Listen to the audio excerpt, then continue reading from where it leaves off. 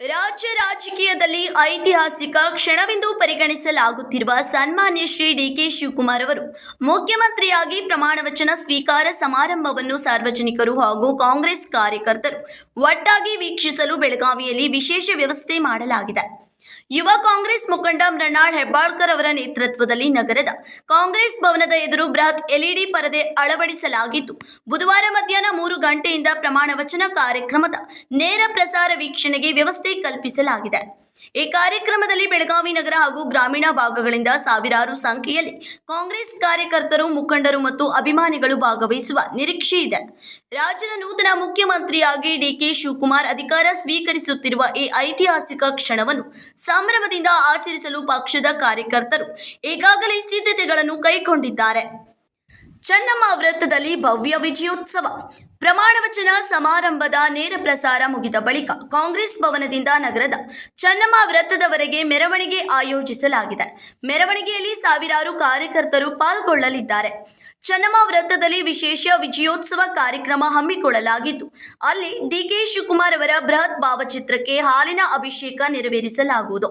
ಜೊತೆಗೆ ಸಿಹಿ ಹಂಚಿ ಸಂಭ್ರಮಾಚರಣೆಯ ಮೂಲಕ ಹೊಸ ಸರ್ಕಾರಕ್ಕೆ ಶುಭ ಹಾರೈಸಲಾಗುವುದು.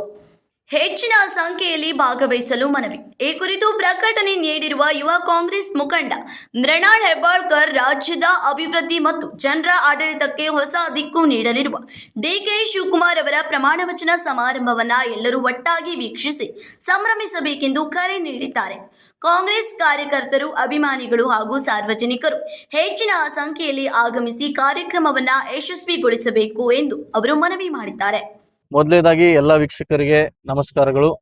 ನಾಳೆ ದಿನ ತಮ್ಮೆಲ್ಲರಿಗೂ ಗೊತ್ತಿರೋ ಹಾಗೆ ನಮ್ಮ ಕರ್ನಾಟಕ ರಾಜ್ಯದ ನೆಚ್ಚಿನ ನಾಯಕರು ಹಾಗೂ ಕಾಂಗ್ರೆಸ್ ಪಕ್ಷದ ನಿಷ್ಠಾವಂತ ಕಾರ್ಯಕರ್ತರು ಹಾಗೂ ಕಾಂಗ್ರೆಸ್ ಪಕ್ಷದ ಸದ್ಯದ ಅಧ್ಯಕ್ಷರಾದಂತಹ ಸನ್ಮಾನ್ಯ ಶ್ರೀ ಡಿ ಕೆ ಶಿವಕುಮಾರ್ ಸಾಹೇಬರು ಕರ್ನಾಟಕ ರಾಜ್ಯದ ಮುಖ್ಯಮಂತ್ರಿಯಾಗಿ ನಾಳೆ ಶಪಥ ಏನ್ ತಗೊಳ್ತಾ ಇದ್ದಾರೆ, ಅದರ ನಿಮಿತ್ತವಾಗಿ ನಾವು ಬೆಳಗಾವಿ ಲೋಕಸಭೆ ವತಿಯಿಂದ ಹಾಗೂ ಬೆಳಗಾವಿ ಲೋಕಸಭೆಯ ಕಾಂಗ್ರೆಸ್ ಪಕ್ಷದ ಎಲ್ಲ ಕಾರ್ಯಕರ್ತರು ಹಾಗೂ ಎಲ್ಲ ನಮ್ಮ ಮುಖಂಡರ ಸಮ್ಮುಖದಲ್ಲಿ ನಾಳೆ ಕಾಂಗ್ರೆಸ್ ಭವನದಲ್ಲಿ ಒಂದು ದೊಡ್ಡದಾದಂತಹ LED ಸ್ಕ್ರೀನ್ ಅನ್ನ ಅಳವಡಿಸಿ ಇಡೀ ಬೆಳಗಾವಿ ಗ್ರಾಮೀಣ ಜಿಲ್ಲೆ ಹಾಗೂ ಬೆಳಗಾವಿ ನಗರಕ್ಕೆ ಒಂದು ಡಿ ಕೆ ಶಿವಕುಮಾರ್ ಸಾಹೇಬರ ನೇತೃತ್ವದಲ್ಲಿ ನಾಳೆ ದಿನದಿಂದ ಹೊಸ ಅಧ್ಯಾಯವನ್ನು ಇಡೀ ಕರ್ನಾಟಕ ರಾಜ್ಯದಲ್ಲಿ ಒಂದು ಪ್ರಾರಂಭವಾಗಲಿದೆ.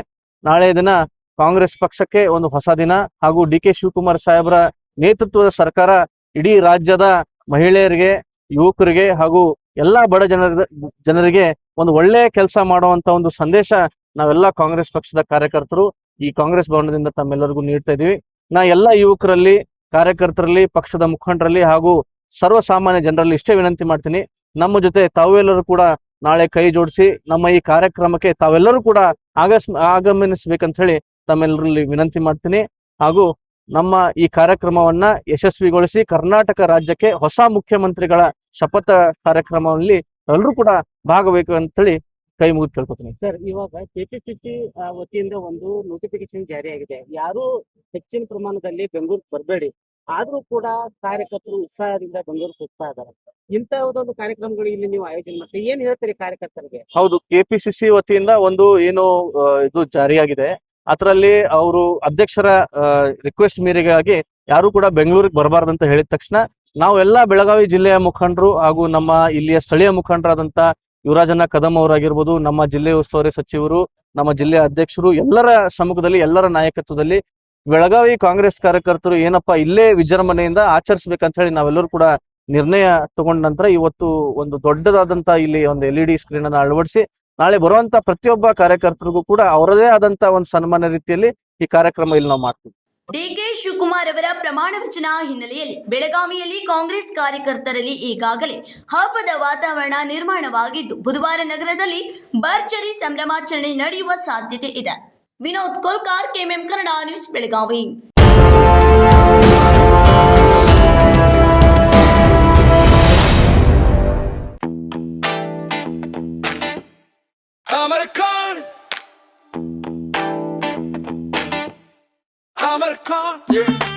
अमरकॉन कलेक्शन में आओ, नई वैरायटी यहाँ पाओ,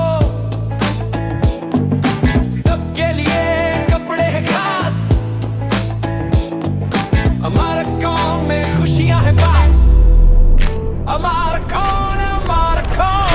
अमरकॉन कलेक्शन, खड़े बाजार, बेलगाम।